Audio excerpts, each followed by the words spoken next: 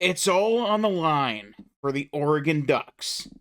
60 minutes away from going back to the college football playoff in an attempt to exact revenge from 1 year ago. But that is not going to be the easy 60 minutes. Washington looking to play spoiler with their newfound big rival now that they are together in the Big Ten. This rivalry may not have the history of Ohio State, Michigan, or Alabama, Auburn. It may not be in the marquee lights because of the weekend that it falls on each and every single year in the shadows of Ohio State, Michigan. But make no mistake, Oregon Washington is a rivalry game. It is now the rivalry game for these two programs. The emergence of Washington over the last number of years, from Kalen DeBoer, now with Jedd Fisch, it's only a matter of time before Washington really closes that gap, and, well, they have a couple times. Washington's the last true Pac-12 champions, and they beat Oregon to get there. I think they beat them twice. And yes, Washington is in a bit of a rebuild. They're a decently young team, but we are 11 games in, and it's all coming down to this. Washington has the opportunity to play spoiler. Oregon, they're trying to not get spoiled. But before we dive too much more into this, I'm Dylan Hildreth. This is the Dylan Hildreth Show. Let's dive into this. Make sure to like, subscribe, all that jazz. All right. So this game opened up at Oregon as a 7.5 road favorites. And it has since come down a full point to 6.5. And the over-under has come down by a point, 51.5 total. It looks like pretty decent weather for Seattle, Washington. The 47 degrees is the predicted weather. And, well,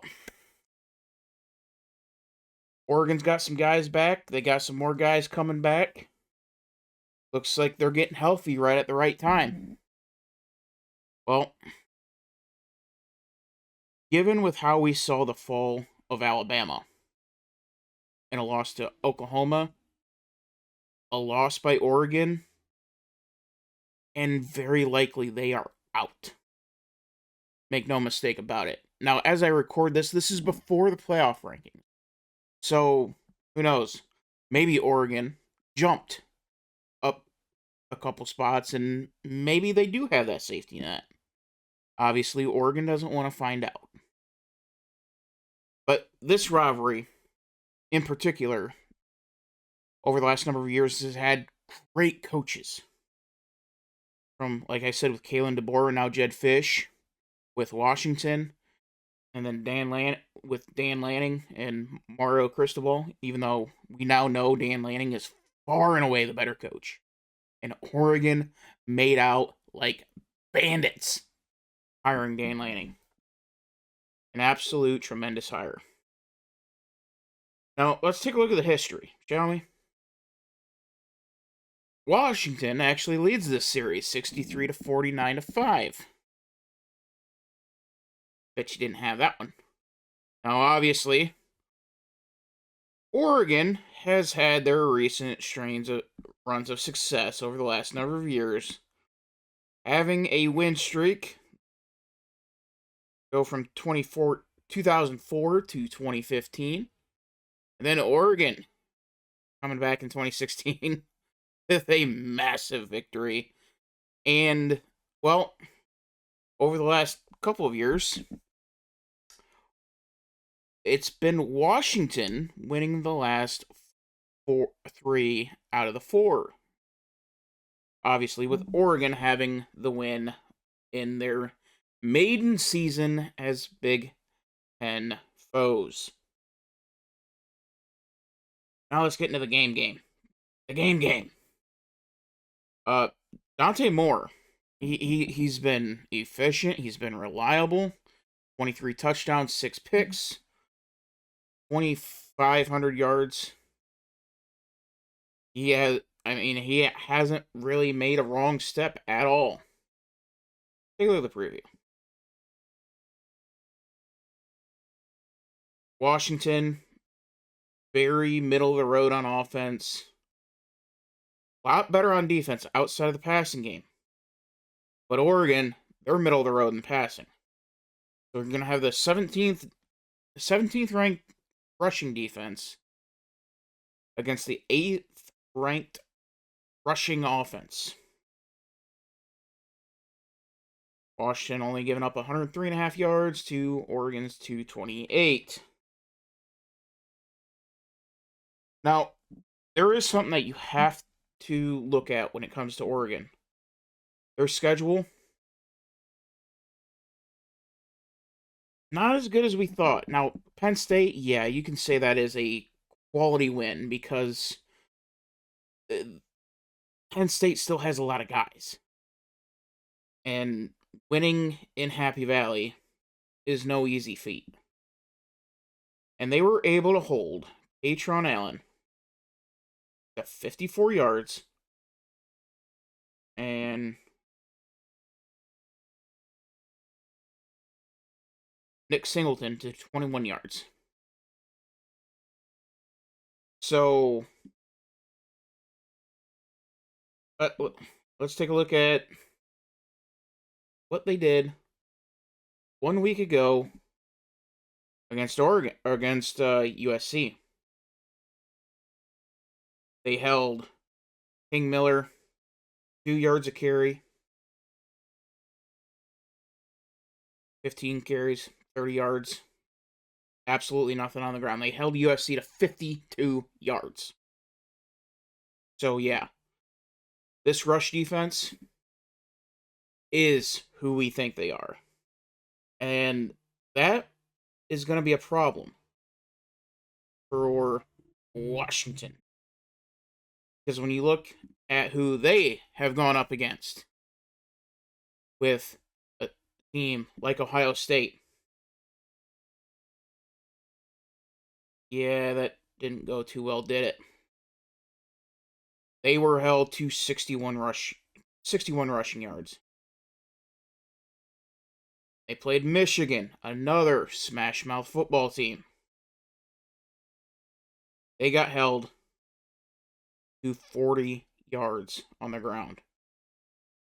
What about what was their other loss? Wisconsin, which that was just a weird game in general. Which I don't even know what to call Wisconsin at this juncture.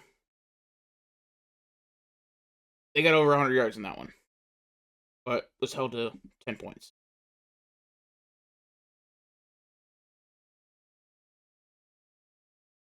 And let's see, who did they... Illinois, smash mouth.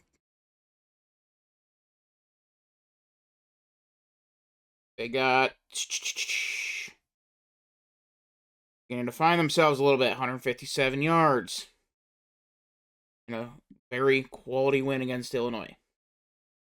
And I know Illinois is not even going to be ranked. Well, I don't know if they're going to be ranked or not. Don't know. Don't care. I don't give a crap what the committee says. Illinois is a good team. But anyway, the point being, Washington has got to be able to run the ball. Coleman is going to be the key here. Jonah Coleman. Senior. Been around the block once or twice. He's going to have 100 yards rushing. This offensive line going to have to play out of their minds. And Williams, uh, Damon Williams Jr., he is going to have the game of his life. And best way to beat a good defense, as I talked about in the Ohio State Michigan preview, is being able to excel off script. Johnny Manziel, Baker Mayfield, Cam Newton, they excelled off script. And Damon Williams Jr. is capable of excelling off script. Now,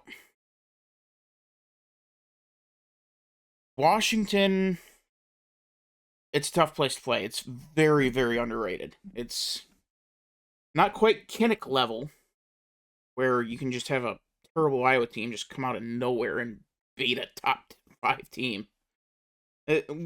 Not quite at that point. But still, very, very good nonetheless. Very tough place to play. The the only and I'm not even gonna say chink because it's not even a chink in the armor. The rushing defense for Oregon, 15th in the country, the lowest in the defensive stats. So Washington, they've got to be relying on turnovers, and Damon has got to take care of the football. You cannot give Oregon a possession. For Washington, create turnovers, protect the ball, run the ball. Keep Dante Moore and that offense off the field. Have those long, sustained drives and slowly suck the soul of the Oregon defense out. Obviously, much easier said than done. This Oregon defense is very good. They're getting healthy, and they're getting healthy at the right time. If Oregon gets by Washington, look out, because Oregon could very well do what Ohio State did 1 year ago. Everything's beginning to line up for Oregon. Now, for Oregon, keep playing Oregon football. Use that stable of backs that you have and get the crowd quieted early. Get them packing and send them home by halftime. If this game gets close, late, buckle up. Because there's going to be those doubts that creep in. Dan Lanning, he's good for a stinker every once in a while. He's a tremendous coach. But Oregon, they tend to lose a game they're not supposed to. And usually when it does happen, it gets ugly. Now, granted, they haven't had that big marquee win that you would normally have. Under normal circumstances, it would be Penn State. But Penn State faltered. Then they played Indiana, and they lost. They got pummeled. And you just haven't had that opportunity at that big marquee win. Yes, Iowa and USC, great wins, especially Iowa in Kinnick. Toughest place to play in the Big Ten, without a doubt, just because there's something magic about Kinnick, and that's not a shot at Ohio State for all you Buckeye fans. Kinnick is the toughest place to play. It's on some weird hollowed grounds where top 10 teams typically go to die. But this time, Oregon survived playing Iowa football and did Iowa football better than Iowa. So, what do I think is going to happen? As much as I would like Washington to put up a fight, and they may put up a fight, but Oregon's just got way too many horses to be able for Washington to be able to keep up with the Ducks. Give me the Ducks and I'll swallow the points. Ducks minus 6.5. And I'm gonna go over. I'm seeing. I could see this getting away from Washington. I really can. Um, this is just not Washington's year. And it it's Washington's a great program. 8-4. That's not something to hang your hat on. It's not something to hang your head on, especially in the Big Ten. Tough conference, very much tougher than what the SEC is gonna tell you. And quite frankly, if Washington was in the SEC, they'd be in the playoff discussion. Quite frankly, I think they just got. I think Washington. They're a good team. They're just not quite there yet. I think next year might be the year that you start seeing Demond Williams Jr. really start coming into his own. Another off season to really learn, and Washington will really be taking advantage of the bowl practices that you get, and really be able to develop Demond Williams Jr. Because I think he's electrifying. He is great, but for this game, I think that Oregon defense is just going to be too much to handle. But who knows? Now, what does the college football nerds model think about Oregon and Washington? Line it up. 31-20. So they're saying take the over and take the Ducks. I think that's about right. 31-21 sounds about right. I can definitely see something like that. But yeah, if Washington can get that takeaway early on before things get out of hand, we might have something. But yeah, I mean, it's one of those, you look at it on paper, and then when the game turns on, you're like, oh yeah, they're screwed. And that's kind of the same feel I had last weekend when I watched Oregon and USC. It was like, oh, this is gonna be a good game. This is gonna be a good game, and oh, I had that same feeling with Pitt and Georgia Tech last weekend too. It was like, oh, this could be a fun game. Oh no, it's not. Oh no, it's not. Pitt's beating the crap out of them. But yeah, so all right. So Ducks minus 6.5. They're saying take the over. I don't know. I suck at betting the totals, so take that with a grain of salt. Give me the over. And make sure to like the video, subscribe. We'll see you in the next one.